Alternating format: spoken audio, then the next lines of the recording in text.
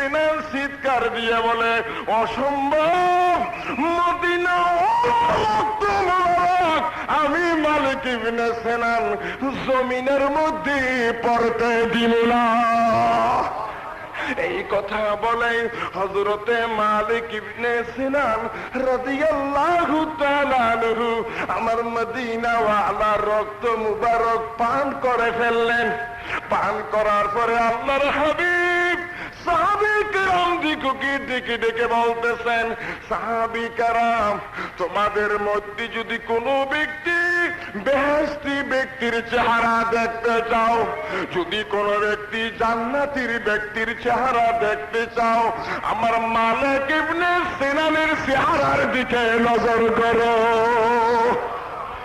ভাই গো, আমার তো মদিনাওয়ালা হলেন মালিকে শরীয়ত, শরীয়তের উঠে নবীজি হলেন মালিকে শরীয়ত। নবীজির রক্ত মুবারক আপনার আমার শরীরের রক্ত তো একরকম নয়।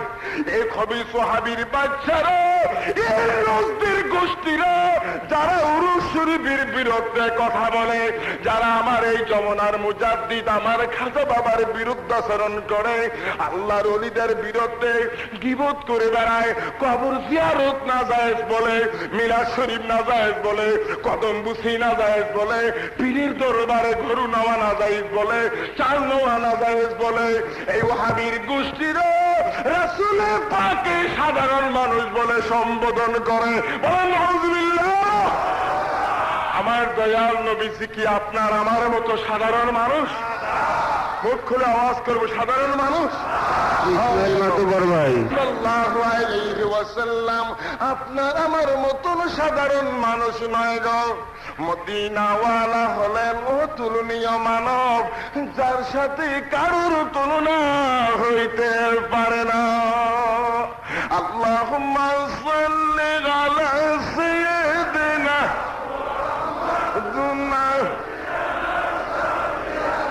মাওলানা মুহাম্মদ।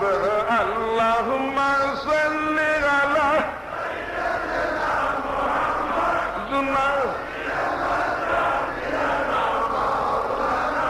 আওয়াজ করে বলুন আলহামদুলিল্লাহ।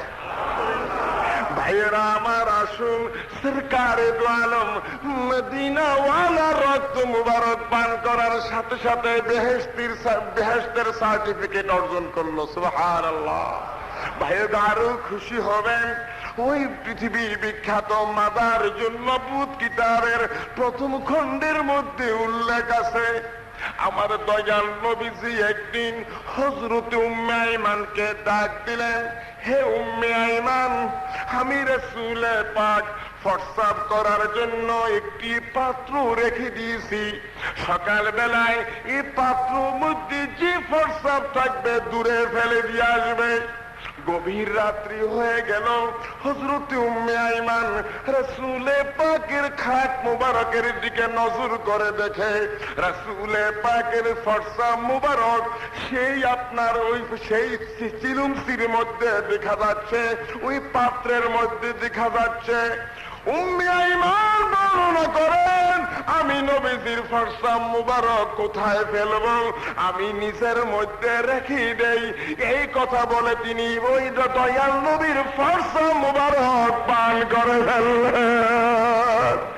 সকাল বেলায় উঠে আমার নবীজি বলতেছেন, উম্মে আইমান তুমি ফর্সা ফেলে দিয়ে আসো। নবীজি অভিমান করে বলেন, ফেরসা মুবারক ফেলে দিয়ে আসো। উম্মে আইমান বলে, ইয়া রাসূলুল্লাহ, আমি ফর্সা মুবারক পান করে ফেলেছি। নবীজি সাথে সাথে বললেন, উম্মে আইমান জেনে রাখিও,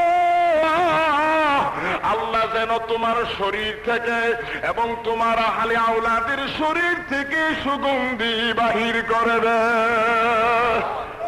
ভাইও গো, শরীয়তের দৃষ্টিতে, কোরআন হাদিসের দৃষ্টিতে, ইসলামী আইনের দৃষ্টিতে মানুষ মানুষের প্রস্রাব বক্ষম পান করা হারাম, নাজায়েজ, হারামের সো হারাম। কিন্তু ভাই গো, আমার মদিনাওয়ালা সরকারে দো আলম রাসূল পাকের প্রস্রাব মুবারক পান করার পরে কত বড় সৌভাগ্য, তিনার শরীর থেকে মেশকে আম্বরের গন্ধ বাহির হতে লাগলো। সুবহানাল্লাহ, আমার নবী মালিকে শরীয়ত। তাই আমার পীর কেবলা জান বলেন, জাকেরানা শিকন্দ, পীর কেবলা জানের বাণী বলছি। পীর কেবলা জান বলেন, বাবারা, রাসূলুল্লাহর মহব্বত হলো প্রকৃত ঈমান। যার অন্তরে রাসূলুল্লাহর মহব্বত যতটুকু, বাবা তার ঈমান ততটুকু। বাবা, যার অন্তরে রাসূলুল্লাহর মহব্বত নাই, বাবা সে সরাসর বেঈমান। বলেন নাউযুবিল্লাহ। তাই পীর কেবলা জান নবীজির শানে বলেন, যার কারণে গত সৃজন রে দেখছন রসূর্য তারা শূন্য আছে ও চলনে চল ধরে ধরে নবী পদভিনে ভাব সবে মিশে রহমতুল্লিল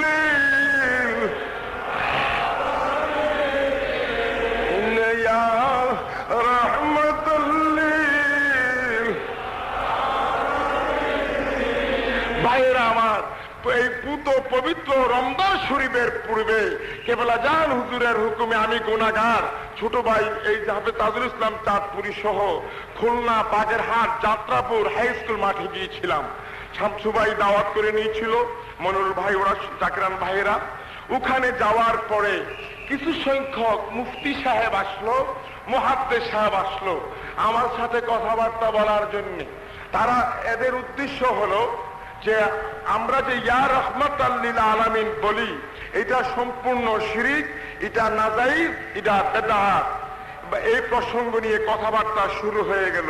তা আমি বললাম, হুজুররা, আপনারা অনেক বড় বড় আলেম দেখা যাচ্ছে, বড় বড় মুফতি মুহাদ্দিস হতে পারেন। আমি আপনাদের দেশের মেহমান, পীর কেবলা জানের হুকুমে আসছি। আমি আপনাদের খেদমতে একটা প্রশ্ন করব। এই নীল আকাশের নিচে জমিনের উপরে কুরআন, হাদিস, ইজমা, কিয়াসের কোন জায়গায় পেয়েছেন ইয়া রাহমাতাল লিল আলামিন বলা শিরক? যদি একটা দলিল দিতে পারেন তাহলে আর কোনদিন আর কোন পীরের কাছেও যাব না।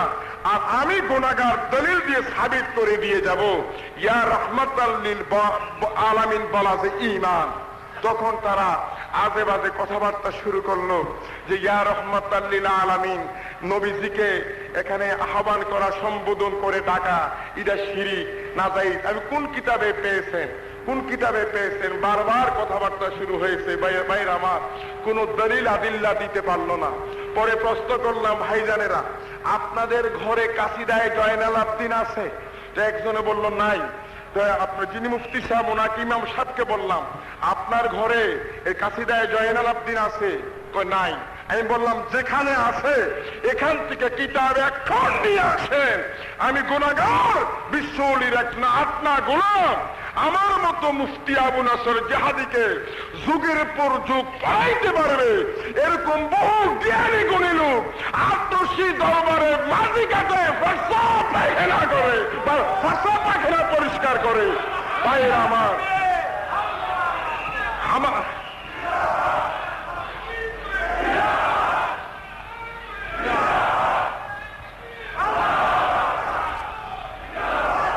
ভাই, আমি গুনাহগার বললাম যে আমার মতন মুফতির যুগের পর যুগ পালাইতে পারবে এরকম বহু লোক বিশ্ব জাহাকের মঞ্জির দরবারে মাটি কাটে, ফরসা পায়খানা পর্যন্ত যে ওরা ফরসা ইয়ে করে, পরিষ্কার করে। বলে সুবহানাল্লাহ।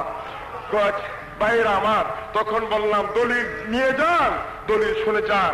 তখন আমি দলিল দিলাম, ইয়া রাহমাতাল লিল আলামিন আদরিক লি যাইনিল আবিদিন মাহবুসুন আইদিজ জালিমিন ফিল মারকাবি ওয়াল মাজদাহামিন। আওলাদে রাসূল হযরত জয়নাল আবদিন রাদিয়াল্লাহু তাআলা আনহু সেই ইয়াজিদের জেলখানায় থেকে আমার মদিনা ওয়ালাকে ইয়া রাহমাতাল লিল আলামিন বলে ডেকেছিল। আলেম ভাইরা, অনেক আলেমের চেহারা দেখেছি, অনেকের সাথে পরিচয় আছে আমার গুনাহগারের। লিখে নেন গো, হযরত জয়নাল আবদিন নবীজিকেই বলে সম্বোধন করেছিল ইয়া রাহমাতাল লিল আলামিন।